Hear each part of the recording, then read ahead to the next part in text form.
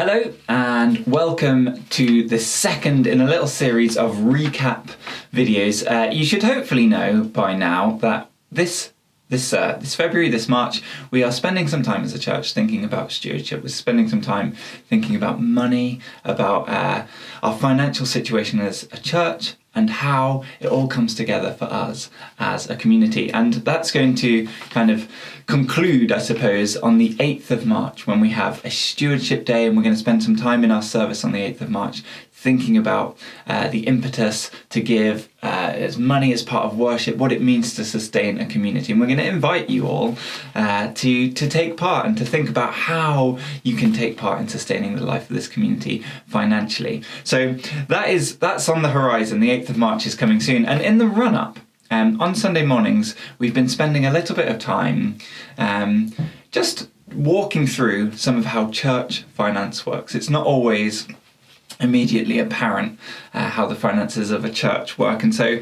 myself and Ian, who is our treasurer, have been spending some time just to give a little bit of context in the run-up to that Stewardship Sunday on the 8th of March. And so last Sunday we did our second one together, and here I am in this video just basically recapping what we said together on Sunday morning. So if you were there on Sunday morning and if you heard, then you don't need to watch anymore if you don't want to, but perhaps you'd like to go over some of the facts again, just think it through in your head a little bit more. This is a great opportunity just to recap on that, because I'm just going to say the things that we tried to say on Sunday morning. So here goes.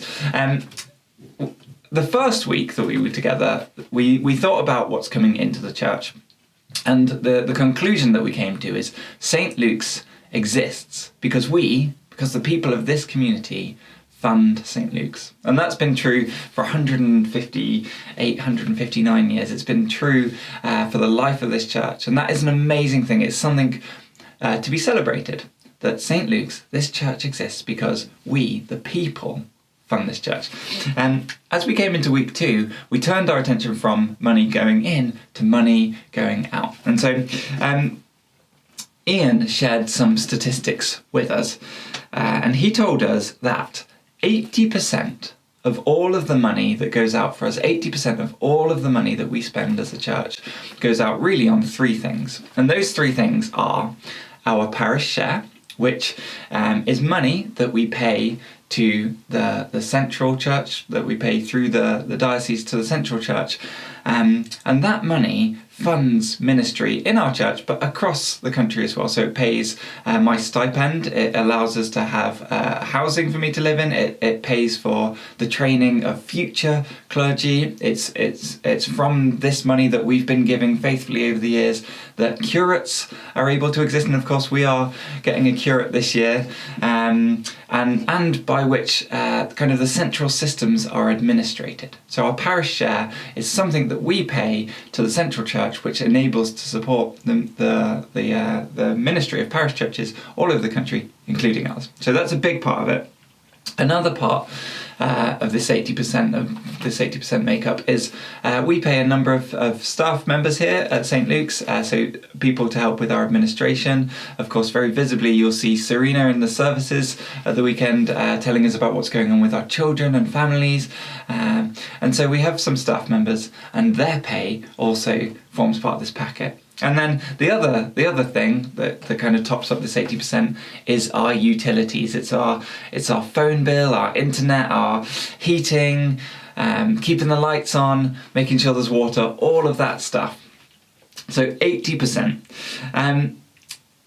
So on the other hand, Ian pointed out that the kind of the direct costs of ministry, which is maybe the things that you think about when you think about what a church spends. So, you might see the example might be that, our communion wine, we're using wine there, that, we're paying for that wine, or, in our groups we're using, or in our all-in Sundays we're using Pritt stick to stick things together. How many Pritt sticks do we buy? Or, what does it cost to keep a service running between, these Pritt sticks and the wine and the things for the music group and all of that? What does all of that cost? And Ian told us that is somewhere around 2% of our annual expenditure goes kind of directly on what it costs to keep activities like our Sunday service running. So 2 to 4% for all of our activities.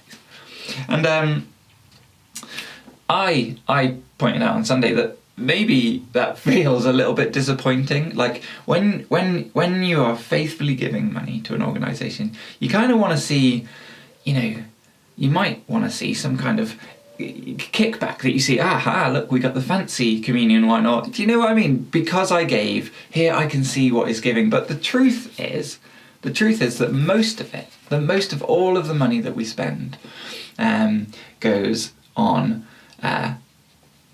the infrastructure to have a church in this space with staff members and with all the lights on. And I said on Sunday that can feel maybe a little bit disappointing. It's not very concrete and graspable, is it? And our building, it's obviously not the heart of who we are. This building isn't the heart of what we are as a church. The church, as we said in week 1, is the people. But the church and all of this infrastructure that 80% of our costs go on, I use the analogy of a canvas.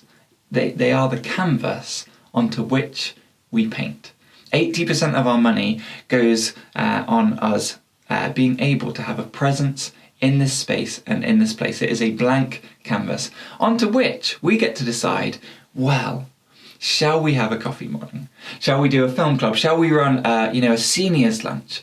Shall we go and visit the residential homes in our parish? Shall we run something for young people in the morning? Shall we put on something for children in the half term? All of these things, these are the kind of the strokes that we get to paint onto our blank canvas. And so 80% of our money goes on just sustaining the canvas. But that's a powerful thing, because from then on it is creativity. What we apply to that gets to be our kind of creative desire mixed with the calling of the Spirit as we express ministry in this place. So my main message there was, let's not look down on that thing.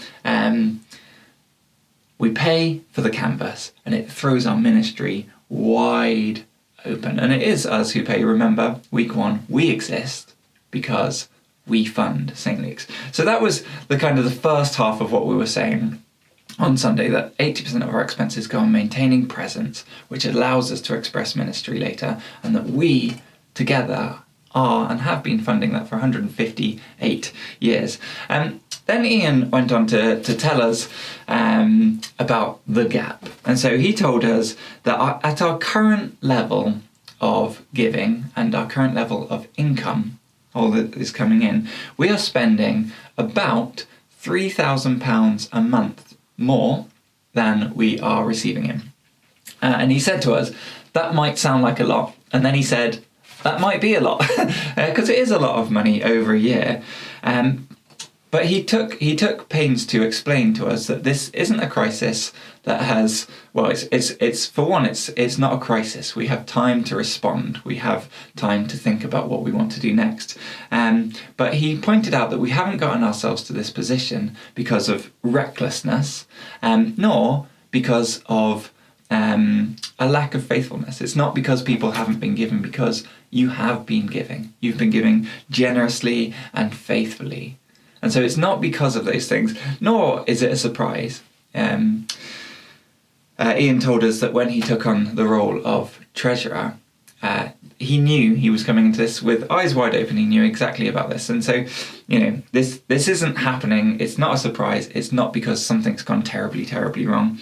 This is happening because, as you will appreciate by being a person who has to pay for things, costs have risen in the last 5 years. So you'll know this from your home, that your energy bills have gone up, your food shopping bills have gone up. Costs have risen in the last 5 years due to lots of things that we can, all bring to mind. At the same time, for us as a church, giving hasn't increased to keep pace with that. And that kind of makes sense. If costs are going up at home, probably the last thing people are thinking about is, oh, maybe I'll give some more to the church. You might be thinking about saving more, but the reality is, for us as a church, our costs have also gone up. And then the other big thing, of course, is that COVID threw a lot of things up in the air a couple of years ago, didn't it, for us? So these are the things that are kind of swirling, that have caused us and led us to this place. And Ian told us that, whilst this is a lot of money, it is not insurmountable. It is something that we have the power to do something about together. And so he gave some examples. He told us that we hire out the church and we hire out the church centre as well as using it for ourselves. But if we took those external hires, people paying to use our spaces, and we doubled the amount of things, of those external hires, we would solve this problem overnight. If we could double the amount of people, and we have capacity for that, if we could double the amount of people using our spaces, then we would solve this overnight.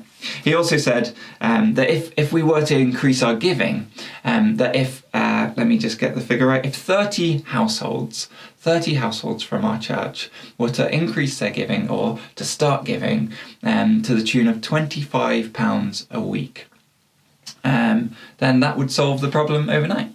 He also said, if we hosted a fundraising event and, were able to raise £30,000, which might seem like a lot, but there is scope, there is potential for this kind of fundraising, then again, that would solve the problem overnight for us.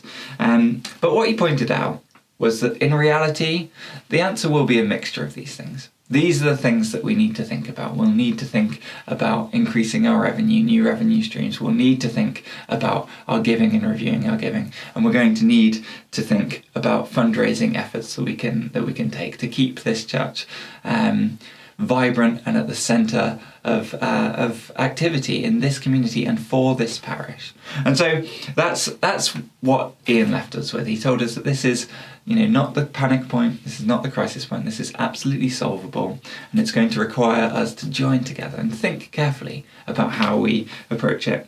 I suppose the closing thought for this one is that this isn't a point of crisis for which we need to fight for our survival for tomorrow. That's absolutely not what this is.